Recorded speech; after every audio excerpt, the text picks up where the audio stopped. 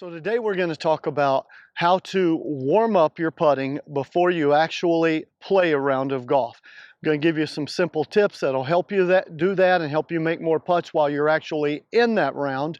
And you'll want to watch all the way to the end of this video, because at the end I'm going to talk about the different things to do that will help you get ready to putt in a round of golf based on how much time you have to warm up your putting. Let's go.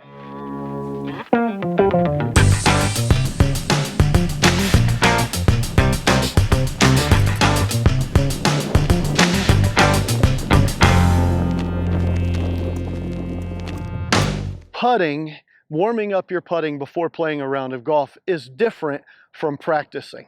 We're not trying to fix our stroke, we're not trying to try a new grip or things like that. We're getting ready for the golf that we're about to play. And so it's very specific. We're going to talk about some things that will help you do that. And really you only need to focus on three things. One is getting a feel for the speed of the greens on this course that you're about to play and play today. Even if you played it yesterday, the speed may be different, or if you played it last week, or if it's a new course for you. So you're trying to get a feel for the speed. You're trying to get a feel for how things break. Does this green break the way I see it and look at it? Or is it more that the overall geography of the area around the course has a bigger impact? So you're looking for speed, green reading, and then the third thing you want to warm up is rolling the ball on the line at the target that you picked. So here's some drills and things that you can do that'll help you with that. Let's get started.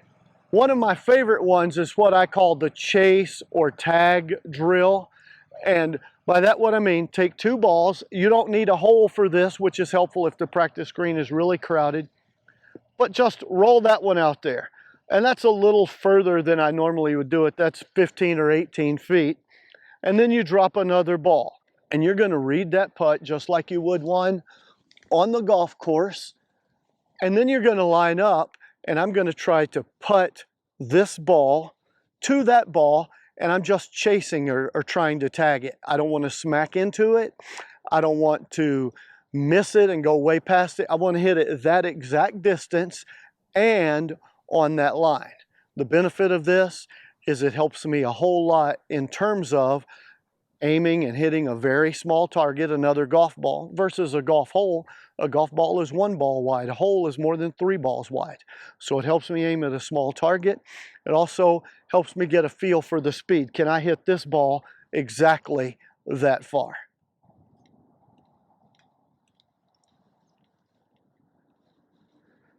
Just like that. Now the second drill, I want to work on some longer putts, 40, 50, 60 feet. There's a couple of things I can do. One thing is I can stand here and go at this target up there. That hole is about that far away. And so let's see what we can do. Can I hit that one? And my goal here from this distance is to get it close enough to two putt.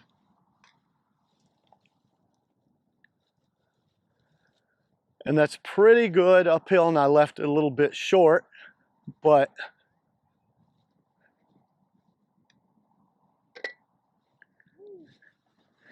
it was guaranteed a two putt. A lot of times if the practice green is not crowded, I'll do that and just kind of go around every hole on the course. Sometimes though, the practice green is really crowded. In fact, one of our viewers asked me a couple of weeks ago, what do you do to prepare? And the practice green is always crowded and I can't get the space to kind of practice my lag putting, 45 to 60 feet. And I know I'm likely to have a 40-foot putt on the first or second hole. Here's what you can do. Pick an area. Even if the practice green is crowded, there's always an area where there's not any holes or anybody standing around. And you can use a coffee cup lid with a tee in it or a piece of paper. I have a plastic golf hole, and watch. We'll drop that so there's nobody trying to putt over here. Now I'm going to go about 15 steps from it.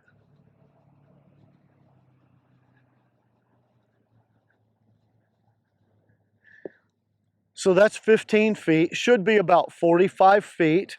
And then you read it, and I want to get the speed, and this is an uphill one.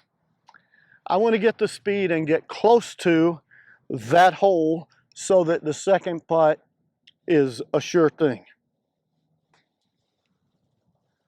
And that's going to be, I gave a little bit too much for the uphill, it's a little bit past, but that's 8 inches from the hole, plenty good enough.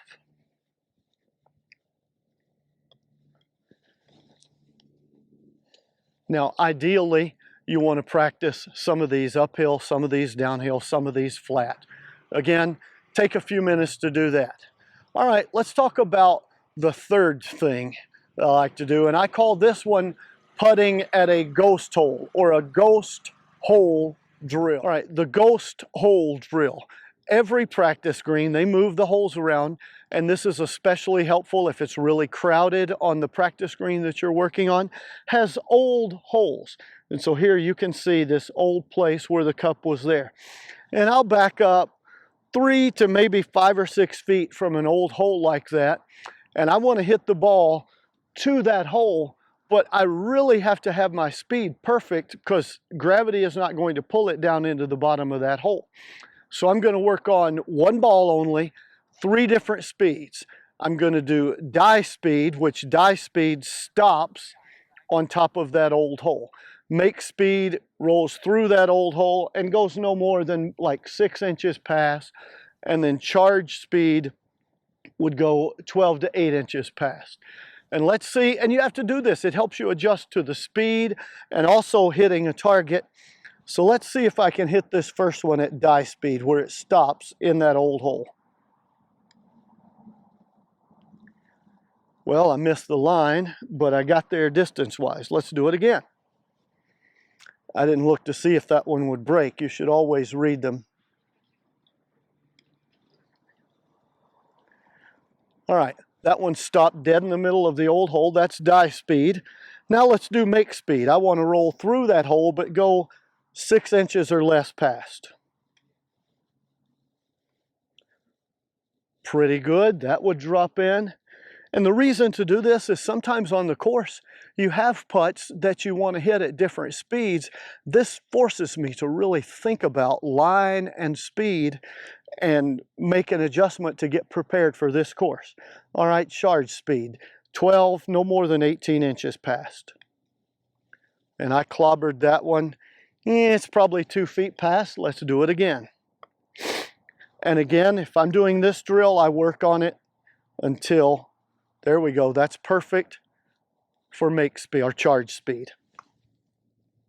And again, if I'm doing this drill, I work on it till I get a couple or 3 in a row exactly right at the speed that I'm trying to hit. Another drill that you can do is you're going to have a lot of 3-4 foot putts on the course to finish up to save par or, God forbid, save a bogey or whatever. Short putts that you need to make, and maybe it's a serious game and your buddies aren't going to give you 2-footers or 3-footers. You want to make those.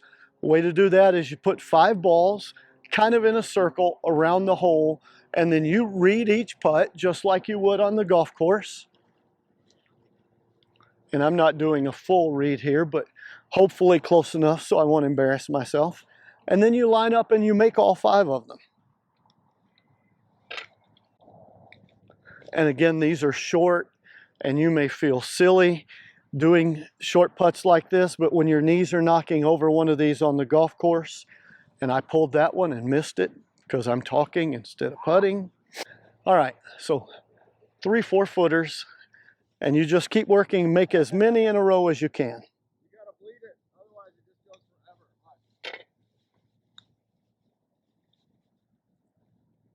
Oh.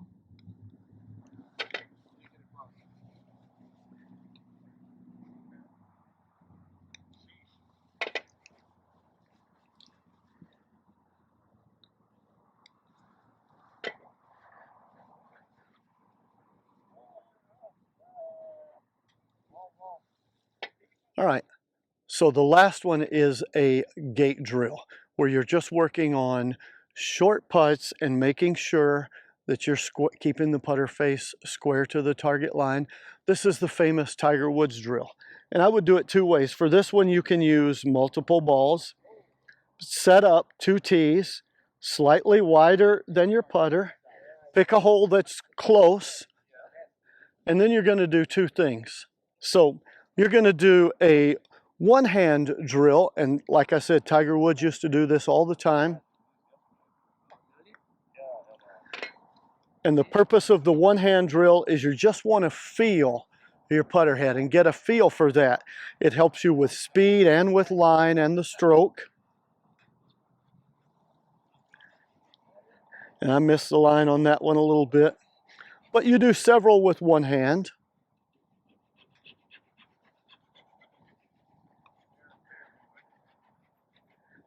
Speed is good, but the line has been off. And then you do them with two hands like you would on the golf course.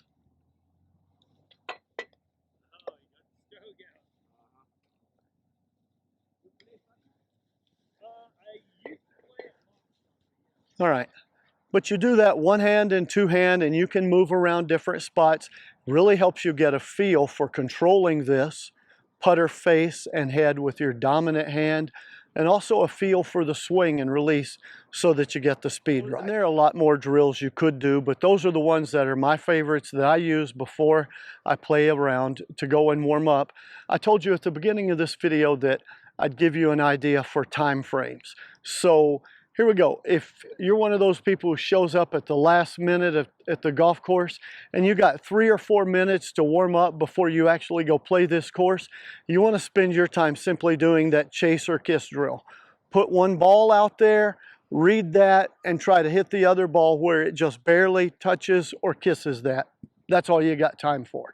Now, if you got 10 minutes, I'd do 3 or 4 minutes of that, 3 or 4 minutes of the lag putting with a plastic hole or a coffee cup lid or piece of paper or at an actual hole to give you a feel for, I want to make 2 putts or less on these putts from 45 to 60 feet. If you've got, say, 15 minutes, I would do every one of the drills that I mentioned here for 3 or 4 minutes apiece. If you got 20 minutes, that's 4 minutes for all 5 of these. And you're working on, again, these help you and prepare you to play that course that day because you're working on line and hitting a small target. You're working on controlling the club face and getting a feel for the distance. So try these out. If you've got videos that you'd like to see, obviously we answer subscribers' questions. That's a reason for you to subscribe.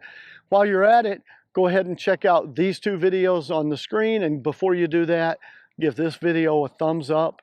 And here's to you making more putts.